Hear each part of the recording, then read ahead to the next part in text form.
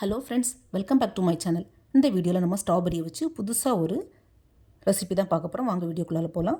அதுக்கு முன்னாடி நம்ம சேனலில் ஃபஸ்ட் டைம் பார்க்குற வியூஸ் ப்ளீஸ் சப்ஸ்கிரைப் பண்ணி வச்சுக்கோங்க. அப்போ தான் நான் போடுற வீடியோஸ் எல்லாமே மிஸ் ஆகாம உடனே உங்களுக்கு நோட்டிஃபிகேஷனில் வரும். அதே மாதிரி நோட்டிஃபிகேஷன் பாரையும் ஆனில் வச்சுருங்க. பொதுவாகவே எல்லாருமே ஸ்ட்ராபெரி வச்சு மில்க் ஷேக், ஜூஸ், அப்புறம் ஜாம் தான் பண்ணி சாப்பிட்ருப்பீங்க. நம்ம இன்றைக்கி கொஞ்சம் டிஃப்ரெண்ட்டாக ஸ்ட்ராபெரி வச்சு ஒரு பிக்கிள் பண்ண போகிறோம். வாங்க எப்படின்னு வீடியோக்குள்ளே போய் பார்க்கலாம்.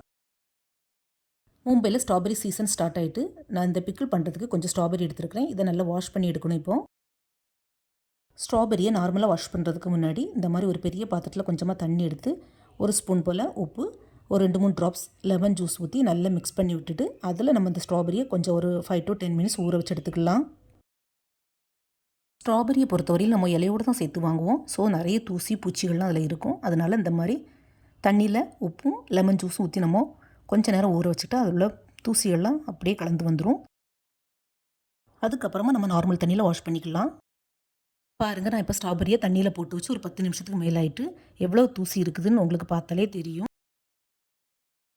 ஸ்ட்ராபெரியை தண்ணியில் ஊற வச்சதுக்கப்புறமா ஸ்ட்ராபெரியும் நமக்கு நல்லா ரெட்டாக கிடச்சிருக்குது. அதில் தூசியும் கம்ப்ளீட்டாக போயிடுச்சு. இதுக்கப்புறமா நார்மல் டேப் வாட்டரில், அதாவது பச்சை தண்ணியில் 2 to 3 டைம் நல்லா வாஷ் பண்ணி எடுத்துக்கலாம். ஸ்ட்ராபெரியை பொறுத்தவரையிலையும் எவ்வளோ தான் ஃப்ரெஷ்ஷாக இருந்தாலும் நம்ம வாங்கினா 1 or 2 டேஸ்லேயே காலி பண்ணணும், இல்லது சீக்கிரமாக கெட்டு போயிடும். ஆனால் இந்த ஸ்ட்ராபெரியையும் நம்ம கெட்டு போகாமல் 1 month வரை ஸ்டோர் பண்ணலாம். அது எப்படின்னா, வாஷ் பண்ண இந்த ஸ்ட்ராபெரியை தண்ணி இல்லாமல், அதாவது ஈரம் இல்லாமல் நல்லா தொடச்சி எடுத்துக்கணும். அதுக்கப்புறமா இதில் உள்ள காம்பு, சின்ன காம்பையும் அந்த இலையோடு சேர்த்து நம்ம கட் பண்ணி தூர போட்டுறணும். அதுக்கப்புறமா இந்த மாதிரி எவ்வளவு பெருசாக நமக்கு வேணுமோ அந்த மாதிரி பொடி பொடியாக நீளமாக கட் பண்ணி ஒரு சிப்லாக் கவரில் போட்டு ஃப்ரீசரில் ஸ்டோர் பண்ணி வச்சுட்டா 1 month வரை கெட்டு போகாது. ட்ரை பண்ணி பாருங்கள் ஃப்ரெண்ட்ஸ். ஸ்ட்ராபெரி பிக்கிள் பண்ணுறதுக்கும் ஸ்ட்ராபெரி இந்த மாதிரி நீளமாக கட் பண்ணி எடுத்துக்கலாம். சைஸ் உங்களுக்கு சின்னதாக எவ்வளோ பெருசாக வேணுமோ அந்த மாதிரி கட் பண்ணி எடுத்துக்கோங்க. இப்போ எல்லா ஸ்ட்ராபெரியும் இந்த மாதிரி நீளமாக கட் பண்ணி எடுத்துக்கலாம். இது அவ்வளோத்தையும் ஒரு பெரிய மிக்சிங் பவுலில் ட்ரான்ஸ்ஃபர் பண்ணிக்கலாம். இந்த ஸ்ட்ராபெரி கூட நம்ம ஒரு சின்ன பவுலுக்கு ஒரு பவுல் சுகர் ஆட் பண்ணிக்கலாம். சுகர் சேர்த்ததுக்கப்புறமா ஒரு ஸ்பூன் போட்டு இதை நல்லா மிக்ஸ் பண்ணி விட்டுக்கலாம். இந்த ஜீனி எவ்வளோ நல்லா கரைஞ்ச பிறகு தான் நமக்கு பிக்கிள் பண்ண முடியும். ஸோ இதை ஒரு 10 to 15 minutes அப்படியே மூடி வச்சிடலாம். ஜீனி எவ்வளோ நல்லா கரையட்டும். பாருங்கள் ஃப்ரெண்ட்ஸ், ஜீனி நல்லா கரைஞ்சி இந்த மாதிரி தண்ணியாக ஊறி போய் நிற்கும். இப்போ கேஸ் ஸ்டவ்வில் ஒரு கடாய் வச்சு இந்த ஸ்ட்ராபெரியை அப்படியே நம்ம ட்ரான்ஸ்ஃபர் பண்ணிக்கலாம். இதை கேஸ் ஸ்டவ்வில் வச்சு நல்லா கிளறி விடணும். சுகர் அவ்வளோ நல்லா மெல்ட் ஆகி இன்னும் கொஞ்சம் தண்ணி விடும். இப்போ ஸ்ட்ராபெரி லைட்டாக கொதி வர ஆரம்பிச்சிடுச்சு. இந்த ஸ்டேஜில் ஒரு 2 துண்டு போல் பட்டை, ஜஸ்ட் ஃப்ளேவருக்கு, அப்புறம் கொஞ்சமாக காஷ்மீரி ரெட் சில்லி பவுடர், அப்புறம் ஒரு 1/4 ஸ்பூன் போல் வறுத்து பிடிச்ச சீரக பொடி, இது ஃப்ளேவர் கொடுக்கும் நல்லா. கூடவே கொஞ்சமாக ஒரு பிஞ்ச் போல் சாட் மசாலா, அப்புறம் ஒரு 1/4 ஸ்பூன் போல் உப்பு சேர்த்து நல்லா மிக்ஸ் பண்ணி விடலாம்.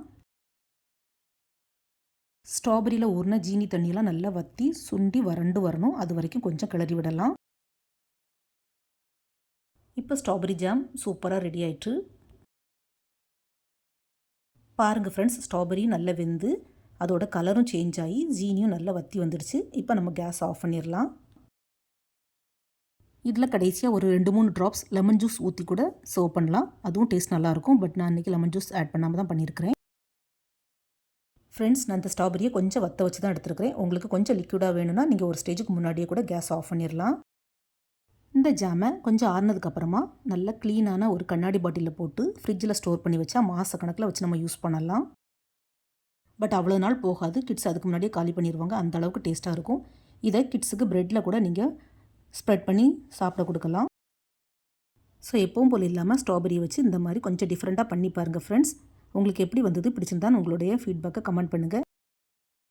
இந்த வீடியோ பிடிச்சிருந்தா SRV கலக்கல்ஸை லைக், ஷேர் அண்ட் சப்ஸ்கிரைப் பண்ணுங்கள். தேங்க்ஸ் ஃபார் வாட்சிங். See you soon in the next video. Bye.